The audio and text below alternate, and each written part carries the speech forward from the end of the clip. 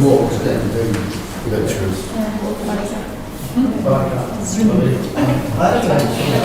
We're a bit early, back at school. Yeah. You're right, do you press the click?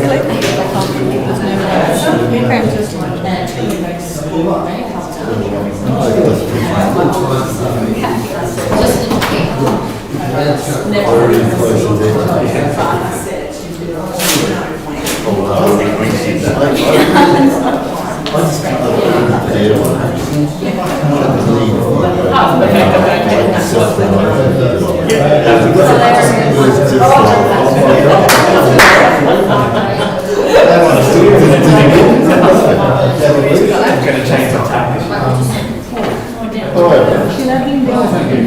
You're looking well. Happy birthday. Can't complain. Got back last Wednesday. This is for a drinking week. We did a drinking week, then we did a week cruise night. 10 children.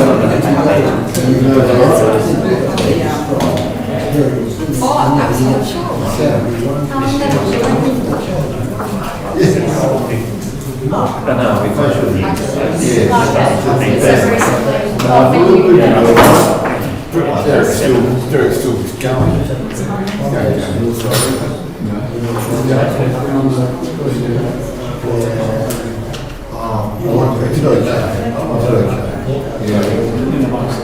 Yeah, right. We need a new mate. So, anyway.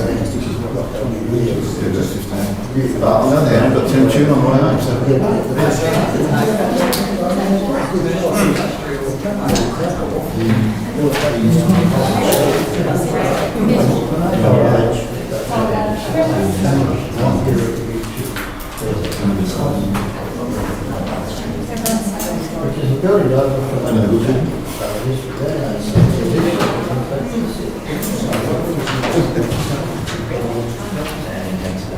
We can go in a straight line on one of these. There's a bonus that they can go in a straight line. On the way home, we were racing. It was a straight line. You couldn't get through the sail.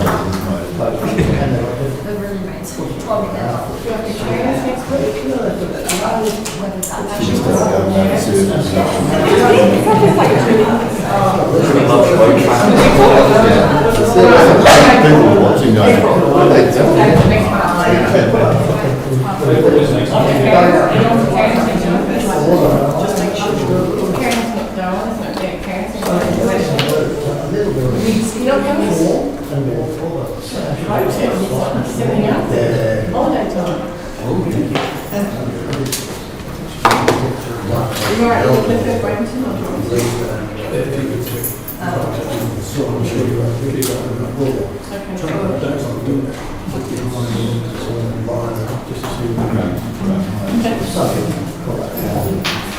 Just a few more minutes, make people park their cars and things like that, and we'll get started.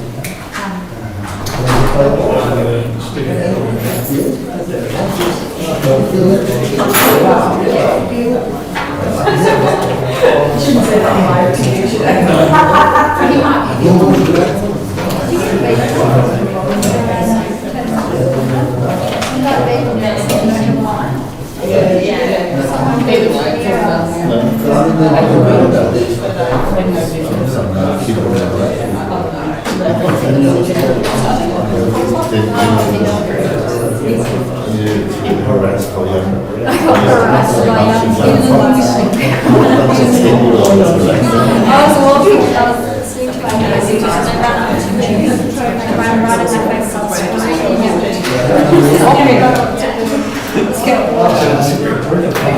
Hi ladies and gentlemen, let's get started for the BEA information session. If anybody comes in, then they'll miss the history of the BEAs, but that's okay.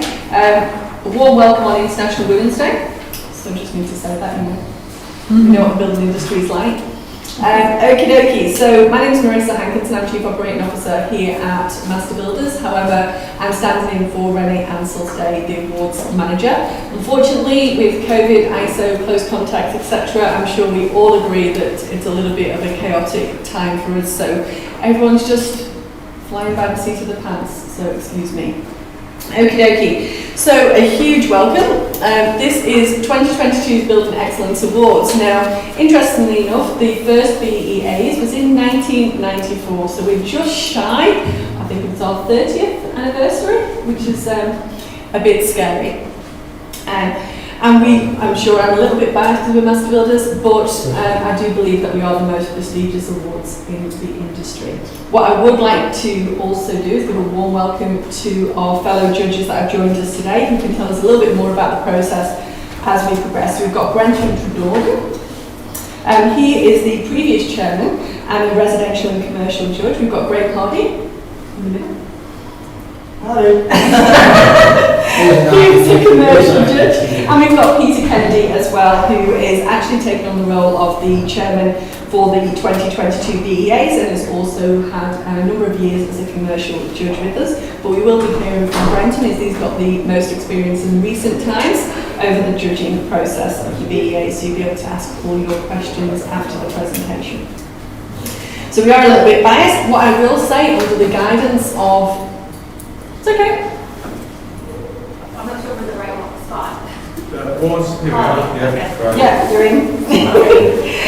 What I will say, under the guidance of Renee Ansell, that the Building Excellence Awards have grown year on year over the past 8 years, and it's getting more and more prestigious. One of the key things that we had in 2021, we had our most entries ever of 300 entries, and even though it was only a couple of weeks after the July lockdown, we did have our most attendance for the awards as well. Some of the reasons for the increase in the popularity of the Building Excellence, moving on to the Award Force platform, which is the online submission system, reviewing the awards every year of what we can do to actually improve the awards, the categories, etc. We do take that guidance on board from the judges.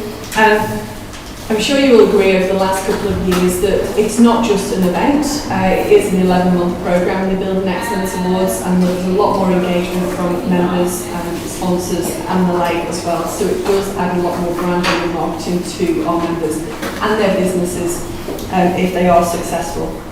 Some of the changes that we have actually implemented is we changed some of the categories to be in line with some of the innovations of the industry as we move forward. So we talked about continuous improvement. So some of the benefits of taking part, and I'm sure that you all agree there is a prestige to being successful with the Building Excellence Awards and the category that you've chosen. We're very, very proud that we do believe that our awards are independently assessed. And one of the things we do is it is very much around that excellence with the projects. And we like to recognise our members as being innovative and an industry leader. Also, having that status of being an award winner does help and assist with our members' branding and success for them with the consumer, as well as with other tenders that they may experience, either in both the private sector, commercial or government as well. And we do extensively promote our members throughout the year if they have won an award. I heard somebody before mention, is anybody going to Cairns? If you are successful at the state level for the awards, then you are submitted if there is a category alignment to our national awards. There's been a little bit of a delay this year with various COVID lockdowns and border shutdowns, but that will be happening in the next 6 weeks. To get a nationally recognised award is something that I think everyone can hold their hand up and say that SA is definitely punching above their weight when it comes to competing with some of our eastern seaboard. So some of the things that we ask you to do is, and if you haven't done this already, we do have the awards entry guide in front of you, so please refer to that. But we do encourage you to go onto the Master Builders website. We do have a category for the awards on our website. I'll just pop that up for a second. And there is an area that you can actually review the criteria for the categories as then registering for the 2022 awards. Now, if you have previously entered awards, you would not need to create a new profile on Award Force, But if it's the first time that you're entering, then you will need to create a new profile. I'm sure it's a once a year kind of application, so I don't blame you if you have to press the forgotten your password. It's one of those things that does actually happen on a regular basis. Now, entrance, one of the things I think we introduced it in 2019 is that you do need to enter the major awards too. It's not just a automatic submission based on the categories that you may have awarded, so you do need to enter, and there is certain criteria that you actually have to meet. So the commercial builder of the year, the residential builder of the year, and the display home builder of the year. That's if you want to win it. That's if you want to win it. Yeah, it's not. If you don't want to enter the majors, you don't need to enter the majors. That's a good point. Good point. It might sound like a silly question, but how can you check if you have entered in the majors? You would need to submit an entry in your own right. It's not just a given. So, an example in previous 2018 and previous, if you'd won awards for display home, then you may have been submitted for major home. That's not the case now. If you want to be considered for a major award, it's in an entry in its own right. Yes, is there somewhere where we can check that our entry is in? Yeah, that would be a confirmation on award forms that you submitted that. So a special fee. Yes, I understand what the process is, but if there's several people running that process and you want to check that it actually did get done. I would actually give Remy a call. She sees all the completed entries in the background. So if it's not clear on award force, then give Remy a call. And the major awards are judged separately from the individual category awards. So at the end of the day, we sit down and look just at the major awards. So it's done by all the judges at the last meeting of the judges. So independently assessed as well. Yep. Okay, thank you very much, Martin. So we do have a few category changes this year. I'm sure it doesn't come as any surprise based on the Year 7 to Year 12 Work Capital Major Works programme that was done through DIPT or DIT, it always changes names. So we do have a new category of this year, which is the Education Facility of the Year. So that's more for our commercial construction members. We have removed the category of Excellence in Lightweight and Transportable Housing. Category price change from Excellence in Display Home up to 250. The actual bracket of that has gone up to 350,000. I'm sure that comes as no surprise with what's going on in the market. And then we also have the Excellence in Contract Home up to 350 is changed to the category of Excellence in Contract Home up to 500,000. We are excited to announce a new award that we do have. Oops. It's not working, Joanna.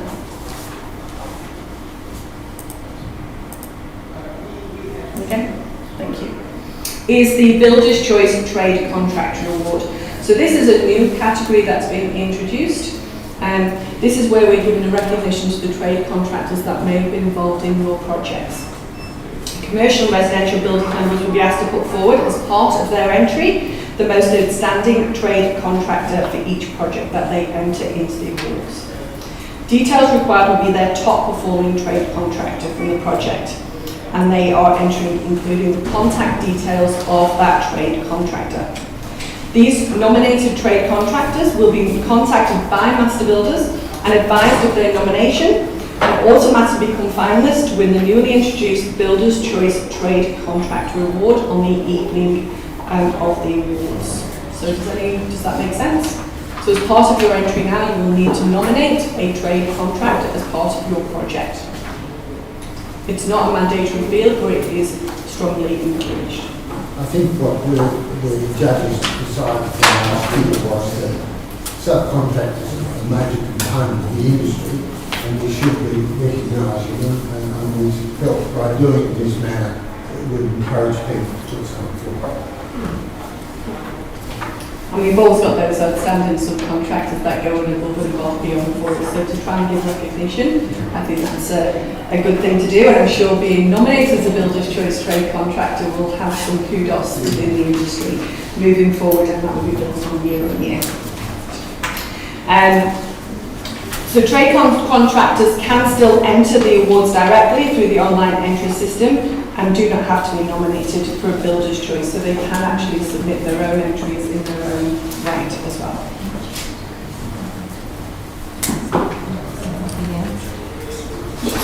Go back. So we all know that Renee Ansell plays a significant role as awards manager of the Building Excellence Awards. She manages the back end of the awards with the entries and the submissions, so sometimes she is that point of call if you are having issues with award force or you want to check that your entry has actually been submitted and you've met the criteria or mandated components of the award entry process. The awards entries close on the Friday the 1st of April. It's not an April Fool, that is actually the closing day, okay? What she does in a very, very short period of time, and I will give complete kudos to Renee in that we had the most awards last year through COVID, etc., and she organised 300 appointments with our judges. I don't envy her role, and I'm always very grateful that she manages to do that every single year. This year we are going to be looking at a team of 11 judges, which is made up of 2 per team, and that will be 22 judges in total. In addition to managing the judging process, Renee also manages the ticket sales, etc. as well, and the VIP list and the table planning for on the amount of the awards too. So our judges are based on their broad-based industry experience and expertise. All judges volunteer their time. Thank you, by the way. I don't know if I ever say that to you. And the judging panel is independent, as I have mentioned, and this year the chairman will actually be Peter Kennedy. Brenton is hanging up his boots or his masks or his haggies as chairman for the coming year. The judge's mission is to review and inspect the entries based on how they have satisfied the judging criteria and select a winner from those entries which show excellence in all aspects of the construction process. I'd now like to hand over to Brenton, who will talk about the judging process in further detail.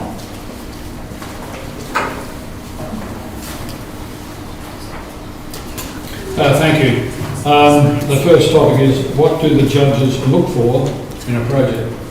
Now, before most people arrived, Graham suggested that you get extra points for sitting at the front of the meeting room. That is not one of the things that will win an award. But I would say that actually attending this function has probably helped you win the award because you know what you have to do that. The significant issue is the criteria. The criteria are set out for you against which you are judged. That means we ask you to stick to the relevant criteria. A lot of people spend a lot of time giving us information that does not fit into any of the criteria, and that's really a pointless exercise. It also makes it harder for the judges to sort out the real stuff from the stuff that they don't need to look at. Attention to detail, and that is, we're not after particular flowery submissions, we are after good technical detail. Project satisfaction and professionalism. One of the big scoring criteria is the value that the client puts on the performance of the building. Now sometimes you have an unhappy client, but the judges are often aware of the circumstances involved in that. But certainly one of the big criteria that you need to consider is the satisfaction that the project has brought to the client. I can't remember the details right now because it's been 12 months, but I think it's something like 10% of the value of the judging. That the project objectives have been met, and I think this is something that's worth thinking about deeply because some projects have different objectives. And those objectives are generally expressed by the client, and we'll repeat this later, that the client really should be at the meeting, and the judges will sit down with the clients, in most cases not with the builder in the meeting, and the objectives will be expressed there by the client. So you need to know what the significant objectives of the client are. Interesting though, with the client's objectives, but the principal's objectives are not always the same thing. The client, The client's objectives and the principal, say architect, managing architect, oh, sometimes have different agendas, and that can make it interesting, keeping the client happy. now I might, I'll give you my opinion, but I think it might be interesting to hear from the other judges in this regard, because I see the objectives as those of the client, as significant. Yeah, I agree. Any I comments? concur. I'm trying to think of an example of what you're on about. No, Well, you don't have to cite names, that's okay. The focus is it is a builder's law. It's construction law, it's not a design law. Yeah. And at the end of the day, the builder is delivering the objectives of the client, not of the principal in the contract, or the architect in the contract. Let's move on from that. Thank you, Paul.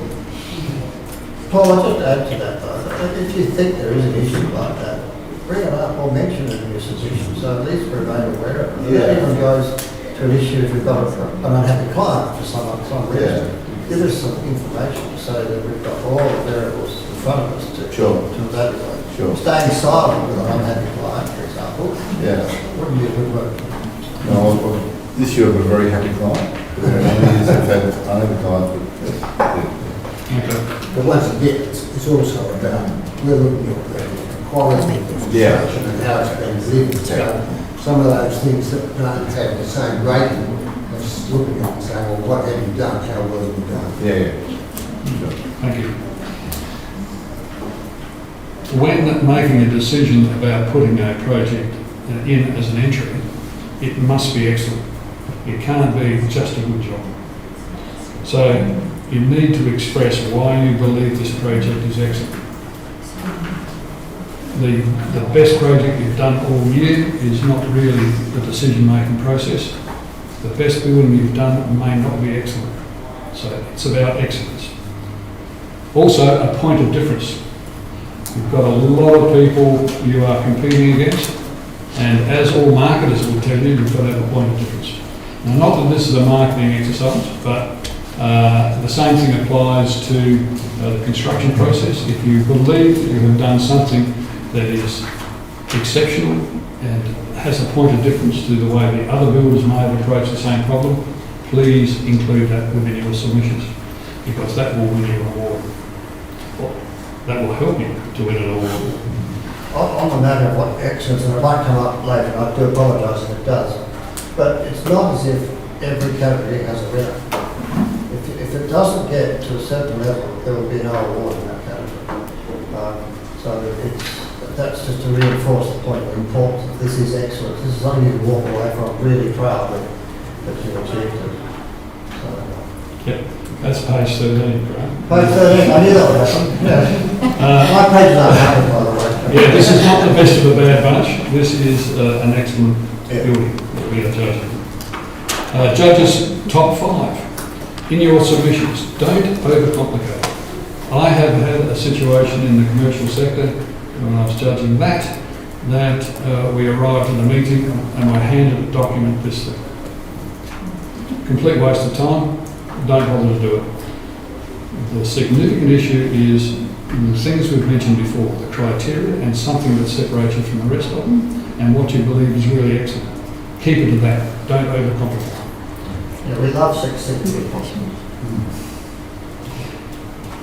It is not an advertising document. Now, I've said this before at these meetings, and I got some horrible looks from some people.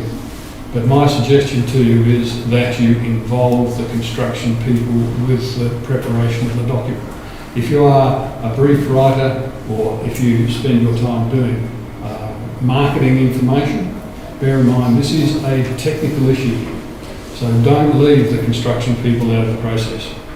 You are not selling the project to us in terms of how it feels, how it looks. We are judging the technical quality of the building works.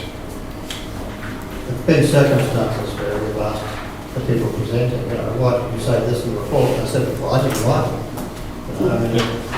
You've got to have intimate knowledge of the submission at presentation of the judgment. And I'm going to skip around a bit here because I think it has a segue with that. In about page 11, it talks about who should be at the meeting with the judges, and that is the people who have an intimate knowledge of the construction of the project, not somebody who sat somewhere else and heard about it. Sometimes even the CEO of the company may be the wrong person. If it's a major project, the project manager, not the contract administrator, but somebody who really has a very high level of knowledge of the project itself. Now that's probably page 11, so I'll skip to that when I get to it. We talk about on point 3, emphasise the strengths of the project with the relevant criteria. So that's we've already gone through that. Providing your best photographs and ensure they are appropriate. The judges will read the submissions before they meet with the builder and the client. The photographs do help because the judges will effectively interrogate the people who are there, and having photographs that tell the story enable them to actually create questions that they may ask at the meeting. So good photographs are good. Ensure you provide relevant documentation. I had an experience where I was doing environmentally sustainable development work, and they said that they had 5 stars NAFAs, or neighbours I think it was actually, and they did not provide documentation to prove that. Now that's just an example that I'm referring to here, but if you have a specific point that you wish to make very clear to the judges, and it would help to have documentation or may need to have documentation, make sure that's included in it.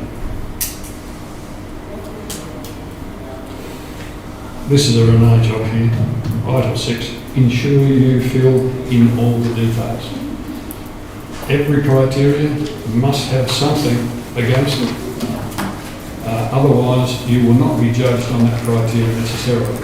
If it's so obvious and the smart judges can work out themselves, you may get some sort of assessment on it, but I would suggest to you strongly that you make sure that all the details in for every relevant criteria. Now, meeting with the judges. The judges are all volunteers, and we generally assign a very specific period to do the judging work. I can't speak about everybody, but most of them put together maybe 5, certainly I put 5 projects in one day with travelling time. A gentleman over here do the large industrial commercial work, so you're probably an hour and a half, maybe 2 hours, is that fair to say? But it doesn't mean that they can sit around and wait for somebody for half an hour. So if you make an appointment time, please make sure that you are there and things are ready to go. Don't think that the judges will be satisfied with an explanation of the quality of an area that they cannot look at.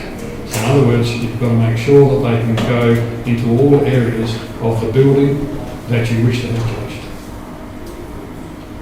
So all areas must be made available. We've talked about this before, emphasise the strength of the project within the relevant criteria. Tell us all about it.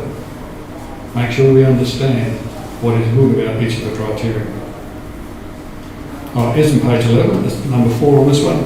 Ensure your representatives meeting the judges have intimate knowledge of the project. You can answer all construction questions. Ensure your client is present. Now we have had situations where architects have been there as well, and from my point of view, and I'm interested in the comments of the other judges here, my point of view, having the architect there is also very helpful. It might sort out the issues at Ball House as well. But from my point of view, I'd encourage your architect to be there if you have one, if it's applicable. Judging times really can't be ordered. It was mentioned earlier that Renee works very hard to get all the appointments done. There are people away, generally in June, up until very recently, clients would fly to Europe. People would go on holidays in Queensland. It's in the middle of winter. So it's very hard sometimes for people to get all their representatives in the right place at the right time. Once that's done, it's very hard to shift them. She works really hard with them. Too, that as judges, we try to put all those things in one area. So in other words, we're not travelling from one side of Adelaide to the other. So when you change things, it really throws things out significantly. So, that's why it's really important for you not to try and want to change your times. No, quite right. We sectionalise it up into areas, north, south, east, west, or have to go to Port Augusta or to 2 jobs in Port Augusta at the same time.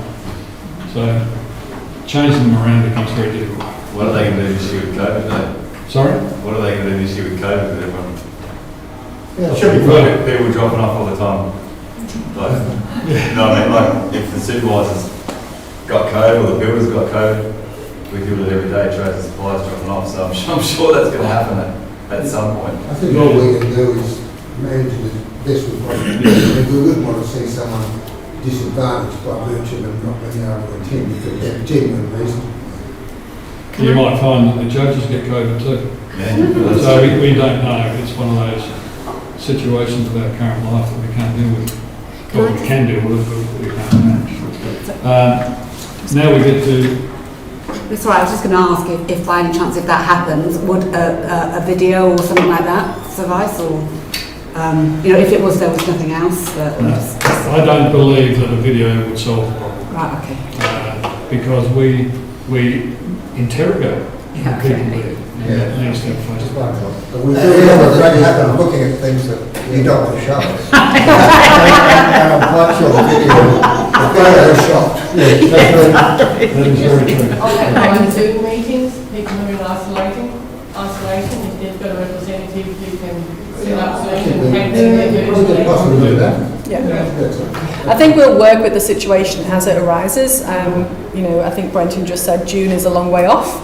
And it's an ever-changing environment that we're actually in, and I think it's something that we'll just deal with as it arises, but we will make sure that the judges are appropriately, if they're going into people's homes, they do have the masks sanitised, etc. We want our judges just to be safe as your client and your staff as well, so we will work with you appropriately if that does arise. Well, the usual approach is, again, I can't speak for the other judges here, but certainly my approach is that you inspect the building, which means you walk around, you have a look at what's going on, you would have a chat with the various people that are walking with you. Then you would sit down and have a meeting where you talk about the criteria that are more than just looking at the building. Now, it may be that you do a Zoom session then, that you arrange to have the person at home on the Zoom session. So that would work. But let's see how it goes. I've got to page 13, which is... start on page 12 just for a second longer. The last thing pick number 6 that's on here.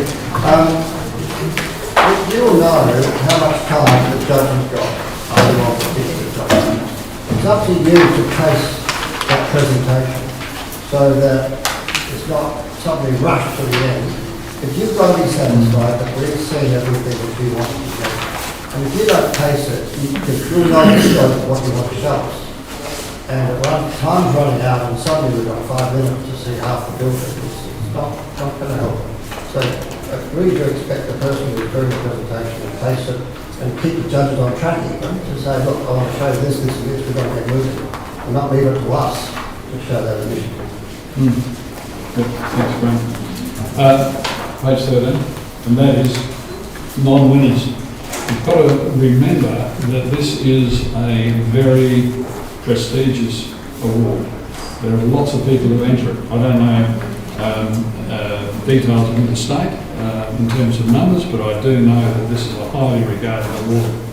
Now what that means is that if you do win it, you are not just an excellent builder, but you are a very excellent builder. In other words, all the people who put these submissions in have filtered out those that are not excellent. So you're competing against really high quality work. So if you don't win, then there's obviously that little bit extra that the winner won't buy. Doesn't mean it's a bad job, either. Doesn't mean it's a bad job. It's still an excellent job. It's not quite as excellent as the last one. And in recent times, we had a discussion before this meeting, and we agreed that the quality of building in South Australia has improved significantly in the last 10 years. And in recent times, I've been doing residential, the high-end residential, and quite frankly, we really struggled to find a construction fault in the buildings. You know, none of the doors rattle, everything fits. They're beautiful buildings, there's no doubt about it. So that means that you're competing against that level of building works. Often, you will find the non-building quality criteria determine who the winner is. Things like how you deal with your subcontractors, health and safety issues, those criteria that are not the fabric of the building to be assessed. So make sure that when you look at the criteria, you deal with that portion of it very well. Now, there was some suggestion that because everybody is in a state of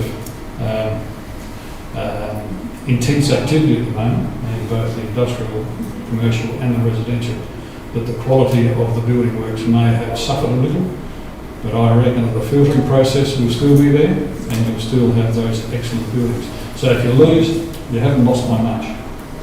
The other point that was made is that there are occasions, and the judges to my left have had those, and I certainly have, that no project matched up to what we would describe as excellent building works.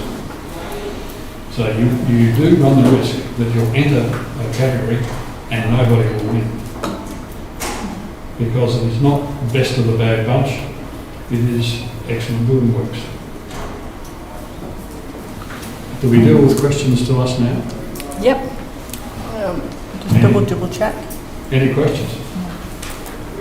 What about safety award? What does that encompass as far as safety can be documentation through to on-site control? Does the work health safety category, like is it just an all-in? I suppose I haven't